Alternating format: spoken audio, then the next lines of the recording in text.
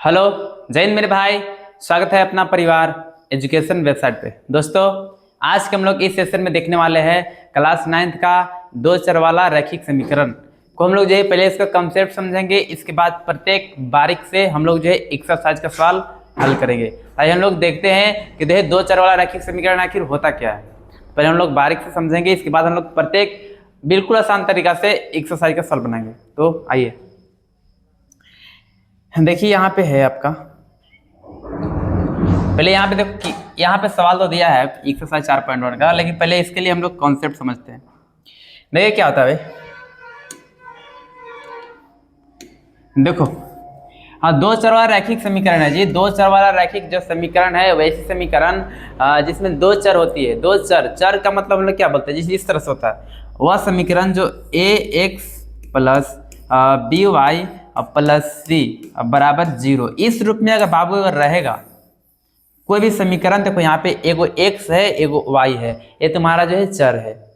तो जो है कोई भी समीकरण अगर जो है इस रूप में रहेगा तो उसको बोलेंगे दो चर वाला रैखिक समीकरण। देखो यहाँ पे दो गो, अब देखो यहाँ पे और कोई बोलेगा कि ए बी और सी, आखिर ए क्या चीज है। देखो ए बी और सी ये तीनों के तीनों जो है बाबू संख्या है, ये जो है संख्या है यहाँ पे, या जो है तीनों जो है ए बी और सी ये दो है तीनों के तीनों क्या है जी, संख्या है। आपको बस ध्यान देना इसमें 9th क्लास में बस एक चीज का ध्यान देना है कि जो है जो x के साथ रहेगा a रहता है, जो y के साथ रहेगा वो b रहता है, और जो अकेले रहता है जिसमें चर वगैरह कुछ भी नहीं लग रहता जी, a b c d कुछ भी अक्षर। यहाँ पे देखो x है और y जो है एक चर है, x और y यहाँ पे जो है चर है।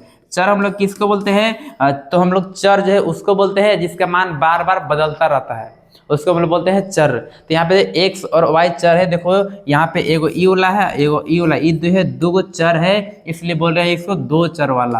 और रैखिक हम लोग इसलिए बोलते हैं कि रैखिक हम लोग बोलते हैं कि जो है चर का अगर अधिकतम घात 1 होता है तो उसको बोलते हैं रैखिक।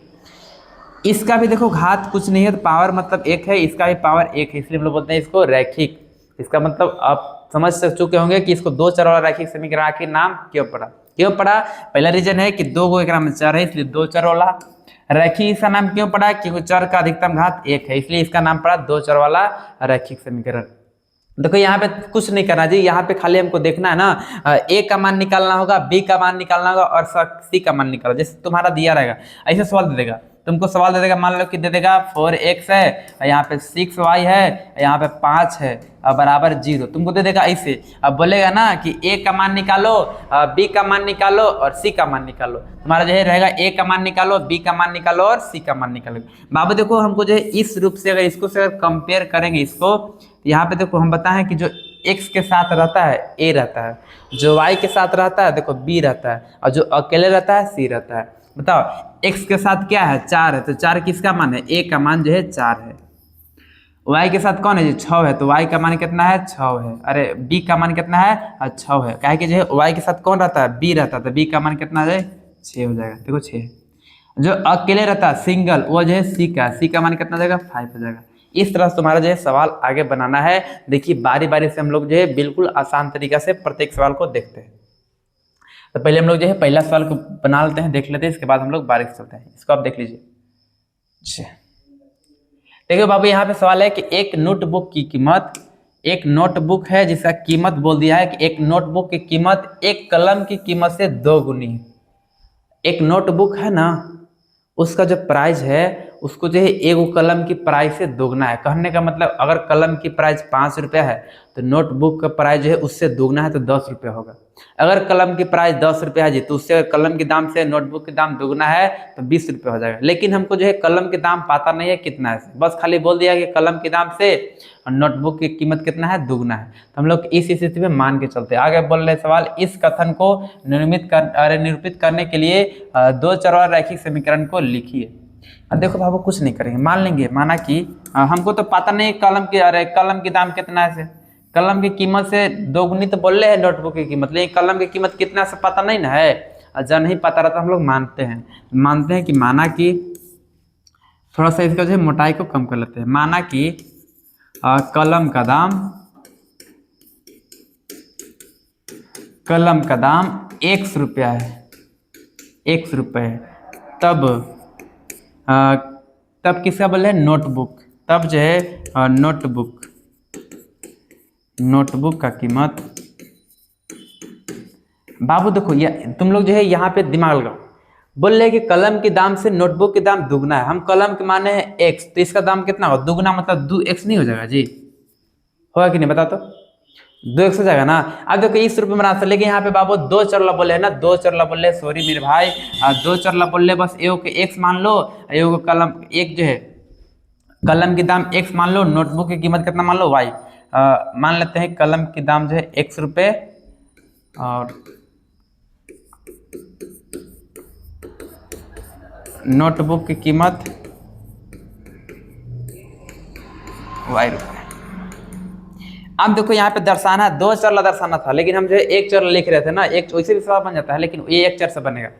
ये हमको यहाँ पे बोल रहे थे ना कि दो चर के रूप में लिखो, दो चरला रैखिक समीकरण में, इसलिए हम लोग दो चर में लिखने के लिए हम लोग को दो चर को मानना पड़ेगा, एक को x मानना पड़ेगा, एक को क्या मानना पड़ेगा, y मानना पड़ेगा। तो हम लोग जो है माने है कि कलम की दाम x रुपया है और नोटबुक के दाम कितना है जी, y रुपया, बस हम लिख दिए। ये चल रहे प्रश्न में बाबू क्या बोल रहे, देखो यहाँ पे प्रश्न बोल रहे हैं कि जो है कलम के दाम से नोटबुक की कीमत कितना है, दुगना है। देखो नोटबुक की कीमत, देखो बाबू नोटबुक की कीमत कितना है y, कलम की दाम कितना है x, या फिर देखो नोटबुक की दाम जो है y है और कलम की दाम कितना है जी x है। अब देखो बाबू इस तरह से देखो, नोटबुक की जो कीमत है ना एकड़ से दुगना है, ये दुगुना है ये वाला। अच्छा बताओ तुम लोग, अगर हम लोग जो है तराजू में कुछ चीज़ ऐसे तौलेंगे जी, बाबू बोलेगा ना कि 2 kg अधिक है, ऐसे निवल रहा है कि नहीं, अगर 2 kg इसको अगर बराबर करना अगर चाहते हैं तो बराबर 2 के लिए हम लोग बताओ इधर हम लोग चढ़ाएंगे बराबर करने के लिए, कि इधर ऑलरेडी इधर ज़्यादा है और इधर चढ़ाएंगे, इधर नहीं चढ़ाएंगे, तो हम लोग को अगर बराबर करना तो हमको इधर चढ़ाना पड़ेगा। तो बोल रहे हैं कि इधर जो है y हम लोग किसको माने, नोटबुक की कीमत, नोटबुक की जो कीमत है कलम की कीमत से दुगना है, इसे 2 से गुना इधर ना करके 2 से गुना कहाँ करेंगे, इधर करेंगे। आप देखो इसको लिख लो सही से, ये तुम लिख सकता है आंसर, ये तुम्हारा हो जाएगा का, दो चरला रैखिक समीकरण रूप में हो गया, ये भी लिखो, या फिर क्या करो 2x का 2x लिखो, और जो है ई प्लस में बराबर का जाएगा जो हो जाएगा माइनस में जाएगा, और जो है इधर कुछ नहीं बचेगा, क्या बचेगा जी 0। ये तुम्हारा जो है दो चरला रैखिक समीकरण में हो गया, ये तुम्हारा क्या जाएगा, आंसर हो जाएगा। मेरे आप इसको अच्छी तरह से समझे होंगे। मेरे भाई अगला सवाल की ओर चल रहे हैं, बस खाली तुमको निकालना है, ए का मान निकालना है, बी का मान निकालना है और सी का मान निकालना है। बस ए का मान निकालना तो हम लोग निकालेंगे। यहाँ पे देखो बाबू दिया है 2x + 3y बराबर 9.35 और 5 के ऊपर बार लगा हुआ है।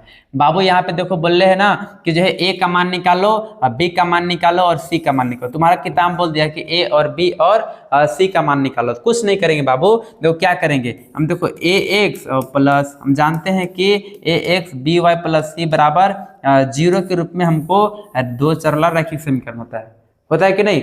अब देखो हम बताए हैं कि जो है जो x के साथ रहता है a रहता है, y के साथ रहता है b, जो सिंगल रहता है c रहता है। देखो यहाँ पे सवाल है इस रूप में, यहाँ पे देखो 2x है और + 3y है। बाबू देखो बराबर में इधर प्लस में बराबर को उधर ला लो, का चीज बचेगा माइनस में आ जाएगा और 9.35 5 के ऊपर बार बराबर इधर का बचेगा 0।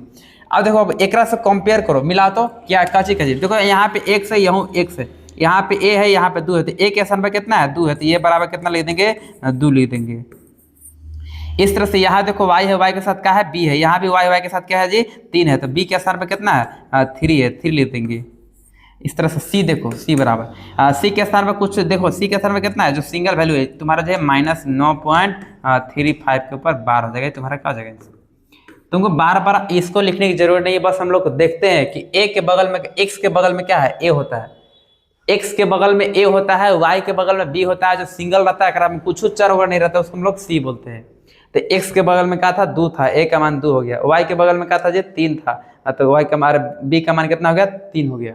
और जो है जो सिंगल है मतलब क्रम में कोई भी जो है x y कुछ भी नहीं लगा है, सिंगल हो तो c का वैल्यू था, c का वैल्यू लिख दिए, तुम्हारा जो है पहला का आंसर हो जाएगा। उम्मीद है अगला सवाल हम लोग बढ़ रहे हैं, बिल्कुल आसान सवाल है, कोई भी इसमें जो है ज़्यादा झंझट करने की जरूरी नहीं है। देखो अगला सवाल क्या है, यहाँ पे देखो क्या है अगला सवाल। यहाँ बाबू देखो x - y/5 है, माइनस है 10 बराबर 0। बाबू देखो यहाँ पे x के देखो यहाँ पे इसको यहाँ पे लिख दे रहे x माइनस, अच्छा बाबू देखो y/5 है, देखो यहाँ पे y/5 है, इसको तो ऐसे लिख सकते हैं ना कि y ऐसे लिखेंगे 1/5 देखो ऐसे लिखेंगे, y बगल में लिख सकते हैं, ऐसे लिख सकते हैं कि नहीं। अब देखो बाबू ऐसे लिखने से हमको क्या फायदा है, ऐसे देखो y गुने अगर 1 करेंगे तो y इन रहेगा जी, नीचे 5 है तो 5 इन रहेगा, इससे क्या दिक्कत है। इसलिए हम लोग क्या कर रहे हैं ना, देखो यहाँ पे x का x माइनस का माइनस, इसको 1/5 और यहाँ पे गुने y ऐसे लिख दे रहे हैं, और जो है -10 है तो 10 बराबर का आ जाएगा 0। ऐसे हम लोग करने से क्या फायदा, फायदा यह है ना कि y के बगल में क्या है ना वो दिख जाएगा। अब देखो तो x के बगल में क्या है, कुछ नहीं दिखता है ना तो 1 रहता है, 1 छुपा हुआ रहता है, कुछ नहीं दिखता तो क्या रहता है जी 1 रहता है। यहाँ पे तो x के बगल में कुछ दिख रहा है नहीं, तो a का वैल्यू कितना जाएगा 1 हो जाएगा। हम बोले हैं कि x का जो बगल में रहता है a रहता है, x के साथ जो रहता है a रहता है, और y के साथ जो रहता है b रहता है, और जो सिंगल रहता है वो c रहता है। तो x के बगल में कुछ नहीं तो कुछ नहीं दिख रहा तो क्या रहता है 1। अब b बराबर देखेंगे बाबू, देखो b बराबर कितना होगा, देखो यहाँ पे बाबू हमको ये जो हम लोग को दो चला रैखिक समीकरण होता है इस रूप में होता है, बीच में प्लस रहता है, दोनों जगह प्लस रहता है, लेकिन यहाँ पे माइनस रहता है, इसलिए हम लोग लिखेंगे माइनस। y के बगल में क्या चाहिए जी 1/5, 1/5 दे दिए। ये जो है b का मान आ गया। c का मान क्या है देखो तो c का मान देखो माइनस है तो माइनस लिखेंगे, c का मान कितना है अकेले कितना है -10, तो c का मान हो जाएगा -10। a का मान 1, b का मान -1/5, और जो c का मान कितना होगा -10। यहाँ पे प्लस 1/5 हो तो प्लस 1/5 लिखते हैं, यहाँ पे +10 हो तो +10 लिखते हैं, माइनस में इसलिए क्या लिखे माइनस में लिखे। उम्मीद है आप देख लेंगे, बिल्कुल आसान दिक्कत सवाल है जी, इसमें कोई दिक्कत समस्या करने की जरूरी नहीं है। अगला सवाल हम लोग चल रहे हैं, चलो अगला सवाल देखो। यहाँ पे कुछ नहीं करना, बताओ तुम बताते इसको, आप तुम लोग तो सीखिए गया a बराबर b बराबर और c बराबर। हम तुम लोग बताए कि x के साथ रहता है, x के बगल में जो रहेगा a का वैल्यू, y के बगल में रहेगा b का वैल्यू, और जो सिंगल रहेगा c का वैल्यू। बताते हैं x के बगल में क्या है, x के बगल में -2 है तो x का मान कितना जाएगा -2, y के बगल में क्या है 3 है तो b का मान कितना जाएगा 3, और जो अकेले क्या है देखो बराबर की इधर हम लोग लाएंगे ना, देखो यहाँ पे माइनस, इसको ऐसे लिख सकते हैं -2x, देखो -2x प्लस 3y, जो बराबर के सब इधर हम लोग कर लेते हैं ना, प्लस में इधर क्या चीज जाएगा माइनस में, बराबर 0। बताओ अकेले क्या चाहिए -6 है तो अकेले कितना लेगा -6, ये तुम्हारा क्या जाएगा a b और c का मान हो जाएगा, ये तुम्हारा क्या जाएगा आंसर। देख लीजिए इस तरह से, मतलब बराबर को उधर कुछ रहता है, इधर लान के हम लोग क्या करते हैं ना इस रूप में हम लोग पुट कर लेते हैं, इसके बाद हम लोग a का मान निकाल लेते हैं, b का मान निकाल लेते हैं और c का मान निकाल लेते हैं। उम्मीद है आप इसको अच्छी तरह से देख रहे होंगे। चलिए अगला सवाल आप बताइए, अगला सवाल बताइए तो क्या है। देखो मेरे भाई अगला सवाल क्या है, देखो जी x बराबर 3y है, बराबर के अगर उधर ले जाएंगे तो बाबू प्लस में क्या में जाएगा माइनस में जाएगा, माइनस में 3y बराबर का आ जाएगा 0 हो जाएगा। अब देखो हम बताए कि जो x के साथ रहता है a रहता है, बता x के बगल में क्या है कुछ नहीं है, जब कुछ नहीं तो क्या रहता है 1 रहता है। b बराबर देखो बाबू y के साथ बोलते हैं ना कि y के साथ b रहता है, तो y के बगल में क्या चीज -3 है तो -3 हो जाएगा आंसर। अब c बराबर, तो c बराबर कुछ दिख रहा है कहीं, कुछ अगर रहेगा तब ना लिखेंगे, और कुछ नहीं रहेगा तो क्या लिखेंगे 0 लिखेंगे, यही तुम्हारा जाएगा 0, यही तुम्हारा जाएगा आंसर, आंसर हो गया। उम्मीद है आप इसको समझ रहे होंगे। अगला सवाल हम लोग देखते हैं, देखो अगला सवाल क्या है। हाँ बाबू देखो यहाँ पर अगला सवाल सेम है, 2x बराबर -5 है, इसको ऐसा लिखते हैं 2x बराबर में, देखो बराबर में -5 है, बराबर कर अगर इधर ले जाएगा तो क्या चीज हो जाएगा जी माइनस में है, तो बराबर किधर जाएगा क्या चीज हो जाएगा प्लस में जाएगा, तो प्लस में क्या लिखेंगे और 5y लिखेंगे, बराबर का आ जाएगा 0। आप तुम लोग को बार बार बता रहे हैं कि x के साथ a रहता है और y के साथ रहता है b, और जो अकेले रहता है c रहता है। x के बगल में क्या है 2 है तो 2 आंसर a का, y के बगल में क्या है 5 है तो b का 5 हो जाएगा, और कुछ नहीं है आगे कुछ वैल्यू है दिया है, कुछ जब सिंगल वैल्यू देता है उसको हम लोग बोलते हैं c, कुछ सिंगल वैल्यू दिया है जी नहीं दिया तो c का मान कितना हो जाएगा 0 हो जाएगा, ये तुम्हारा जाएगा का आंसर। मजा आ रहा है ना, तो ऐसे ही जो है बिल्कुल आसान तरीके से बनेगा। 9th क्लास में बस इतना ही है, 10th में जो है इसके आगे थोड़ा सा इससे जो है थोड़ा सा डेवलप करेगा, थोड़ा सा आगे देखेगा, और जो है यहाँ पे पढ़ लेगा तो 10वां पढ़ने में ज़्यादा दिक्कत नहीं पड़ेगा। चलो अगला देखें, देखो अगला सवाल है बाबू, देखो यहाँ पे देखो सवाल है क्या, बिल्कुल आसान सवाल बोल रहे हैं, ये आसानी सवाल होता है। 3x है प्लस 2 है बराबर का है 0। आप बताए हैं तुम लोग को a और b और c, हम बताए हैं बहुत बार बताया शुरू से अंतिम तक, बोले कि x के साथ रहता है a रहता है, देखो x के साथ a ना है जी, तो a का मान कितना है 3 लिखेंगे। जो बताए कि y के साथ रहता है b रहता है, ये y कहीं दिख ही नहीं रहा है, जब दिख ही नहीं तो b का मान कितना जाएगा 0। जब दिख ही नहीं रहा तो मतलब है ही नहीं है, जब है ही नहीं तो उसका मान कितना हो जाएगा 0। अब देखो सी अकेले रहता है, अकेले सी का मान कितना है 2 है, तो सी का मान कितना हो जाएगा 2 हो जाएगा। तुम्हारे पास आंसर बिल्कुल आसान तरीका से मतलब, इसमें कुछ है ही नहीं है जान। अगला देखते हैं। देखो यहाँ पे y है -2 है बराबर 0 है। अब देखो x का मान निकालना है, y का, अरे x का नहीं, a का मान निकालना है, b का निकालना है और c का निकालना है। देखो बाबू a का निकालना है। हम तुम लोगों को बहुत बार पता है कि जो x के साथ रहता है a रहता है, x है एकरा में नहीं ना है, जब नहीं है x है ही नहीं है, तो जब उसका है ही नहीं तो उसका मान कितना हो जाएगा 0 हो जाएगा। y के साथ जो रहता है b रहता है, तब देखो b y है कि नहीं यहाँ पे, तो y है, तो y के बगल में काची है जी, कुछ नहीं है, कुछ नहीं रहता, क्या रहता है 1 रहता है। जब y के बगल में कुछ अगर संख्या नहीं दिखेगा तो 1 छुपा हुआ रहता है, याद रखना। अब देखो c का मान देखो, जो रियल वैल्यू रहता है, जो सिंगल रहता है, सिंगल में क्या चाहिए -2 है, तो c का मान कितना जाएगा -2। ये तुम्हारा क्या जाएगा आंसर। उम्मीद है आप इसको देख रहे होंगे। चलिए अगला सवाल देखते हैं, अब लास्ट अंतिम सवाल है। देखो अभी यहाँ पे सवाल है 5 बराबर 2x, तो क्या करो, हाँ 2x का 2x लिखो। देखो प्लस में इधर क्या हो जाएगा, माइनस हो जाएगा नहीं। अब देखो क्या कर रहे हैं ना, देखो थोड़ा सा इधर क्या कर रहे हैं, ऐसे है, इसको ऐसे कर लीजिए। ऐसे करने का मतलब 2 बराबर 5 ऐसे लिख सकते हैं कि नहीं। जैसे मान लो कि ऐसे है ना, तो बस इसको पलट के लिख सकते हैं, बराबर है ना, ये बराबर है। अब देखो 2s प्लस में इधर क्या चीज में जाएगा माइनस में, बराबर कहा जाएगा जी 0। अब मिलाओ, a का मान लिखो, b का मान लिखो और c का मान लिखो। देखो a का मान हम बताएं कि x के साथ जो रहता है a रहता है, x के साथ क्या है 2 है, तो a का मान कितना जाएगा 2।